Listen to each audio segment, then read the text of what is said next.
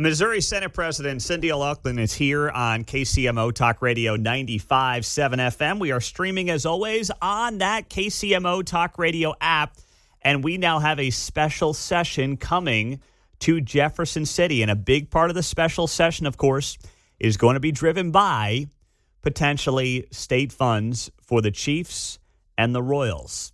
Senator, good morning. Thanks for joining us on KCMO Talk Radio. We appreciate your time. Your immediate reaction to the governor's announcement yesterday on this special session that you guys are heading back for next week.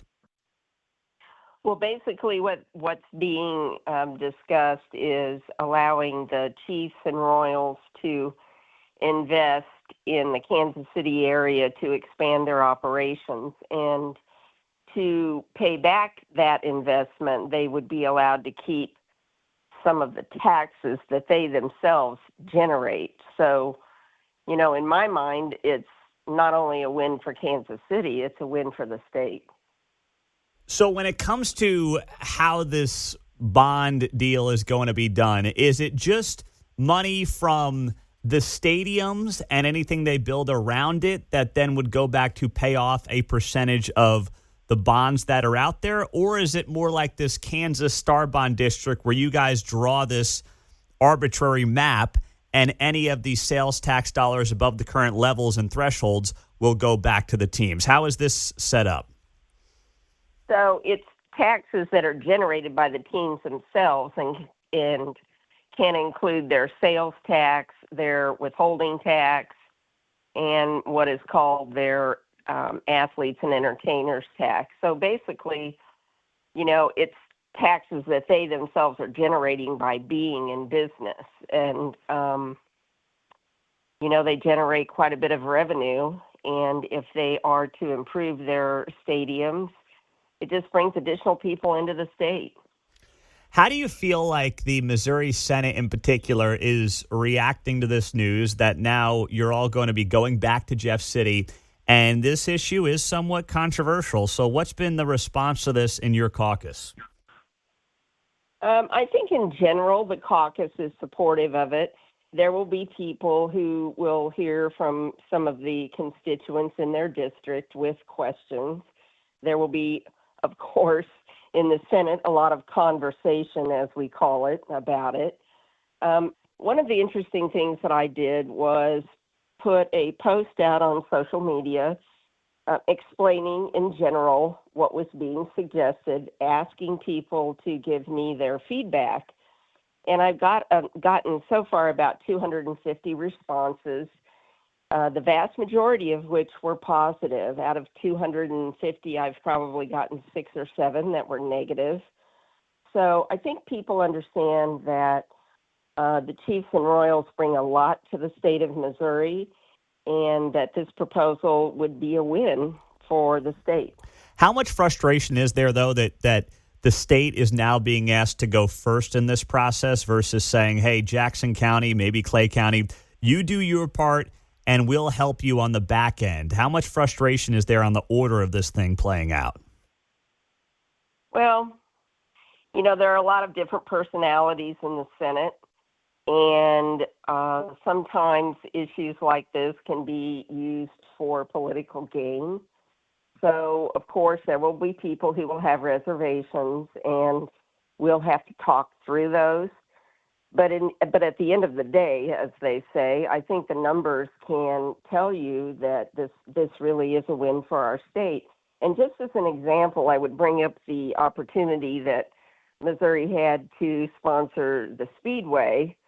And I think the investment that was being asked at that time was about $48 million. And the state decided not to do that. And right now, at the Legends, yearly, their annual income from all of the sales and activities they have adds up to about $600 million. So, of course, every proposal has to be looked at carefully. There has to be protections for the people of the state and safeguards put in place. But investment in areas brings additional business, which brings additional jobs. So those kinds of things are very important. Now, that $600 million number for the Speedway, that's top line revenue, right? That's not sales tax Correct. revenue? No, correct. That's top line revenue. Okay, gotcha. Now, what about the other part of this that you're going to the special session for, and that is this infrastructure funding? It's about $500 million. It's dubbed and called House Bill 19. You have passed that in the Senate. It did not get through the House by the end of the legislative session. Do you think that any funding for the Chiefs and the Royals is contingent on House Bill 19 also now passing on the House side during this special session next week?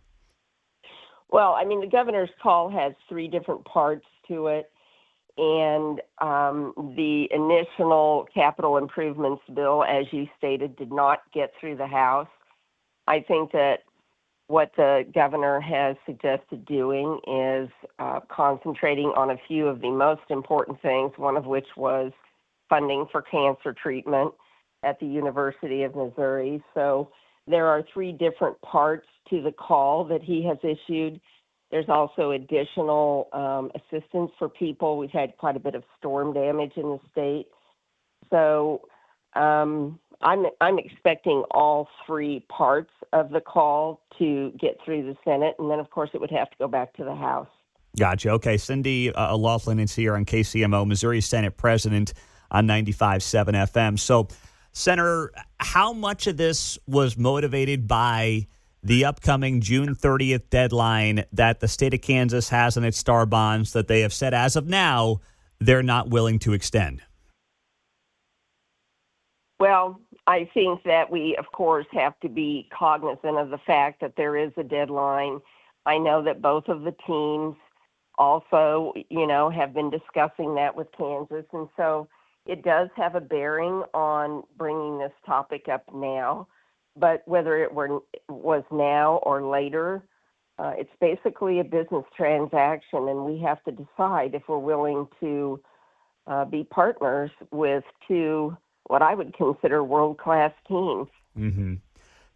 Where's your gut at right now on whether or not you think ultimately you can get the Chiefs-Royals funding done starting next week? I think that we can get it done. I think that there will be a lot of conversation about what this actually means to the state. And I think once people look at the numbers and maybe set aside a little bit of the politics of it, they will understand that this investment actually by the teams in their own advancement and ability to offer additional things to the state is a net positive for the citizens. Mm-hmm. Well, Senator, we appreciate you being here. We'd love to keep in touch as that special session gets going next week down there in Jeff City, and we will talk to you soon. Thanks for having me on. All right. Thanks so much. That is Cindy O'Loughlin. She is the Senate President in Missouri as they get set for that special session next week. So Missouri blinked here. They are playing by this, what I believe to be a made-up June 30th deadline. The state of Kansas has said it will not extend the Star Bond offer. They can do that for one more year if they want to. It doesn't require the legislature coming back together. It's just basically leadership in the House and the Senate can basically snap their fingers and say, you know what, we'll extend the Star Bond offer one more year to June of 2027, or June of 2026, excuse me. And the teams are saying, hey, our deadline's end of June. And I say this with all due respect to the teams, more so the Royals. No one has any blanket idea what the Royals want to do. And suddenly they've got a deadline? How can they have a deadline? The Royals have blown through every single one of their own deadlines for going on 2.5 years now. And suddenly they've got a deadline of June 30th? A deadline? They wouldn't know a deadline if it smacked them in the face based on how they've handled this process. So, listen, I understand why Mike Kehoe is doing this. He doesn't want to be the governor that oversees the loss of one or both of these teams. But a part of me does want to say, call their bluff. These teams want to stay in Missouri. The Star Bond offer has been on the table for a year. If it was everything it's been hyped up to be, they would have bolted day one. They haven't. Why is that? Yeah, I know. They want to see what they can get out of Missouri. I get it. But where do you think their hearts are at right now, considering how poorly this thing has been managed on the Missouri side of the state line? Jackson County's a mess. For whatever reason, it seems like the Royals just really don't want to be in Clay County. That's just my read on the situation. Clay County would love to explore this further, but for whatever reason, they're dead set on downtown Kansas City, Missouri, and Jackson County. I mean, the Chiefs, obviously, I really believe, just based on how they've acted throughout the process, want to stay where they're at, but they like having some leverage. Kansas gives them some leverage. And do you really think that Kansas is magically going to go out there now and say, yeah, our June 30th deadline comes and goes, and we're not extending it one more year? If we get to the end of June and the teams ask Kansas to extend the Star Bond deal for one more year, they will do it, no questions asked. Why wouldn't they? They're in the hunt. They're in the conversation right now. If they stick by this June 30th deadline, it's over for them. They have no chance. They have nothing to lose by extending their own deadline. They're saying right now they won't extend their deadline because they want an answer as well. But if we're sitting here on June 29th and the teams say, hey, can you extend that Star Bond deal 12 months? They'll do it easily. It will not be controversial at all. So Missouri blinked first here.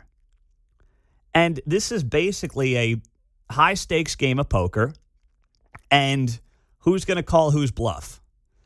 Missouri had a chance to call the bluff of the teams and potentially the state of Kansas, and they did not do it. They are moving ahead with this special session. And I can tell you there are people in the Missouri Senate that are not thrilled about this, that they're going back down to Jeff City after being there for the last bunch of months and having to go through this whole rigmarole once again. They are not thrilled with that prospect, but they got to do it. The governor called them back. 913-408-7957. And I just can't help but think there is some pressure as well there in this entire process.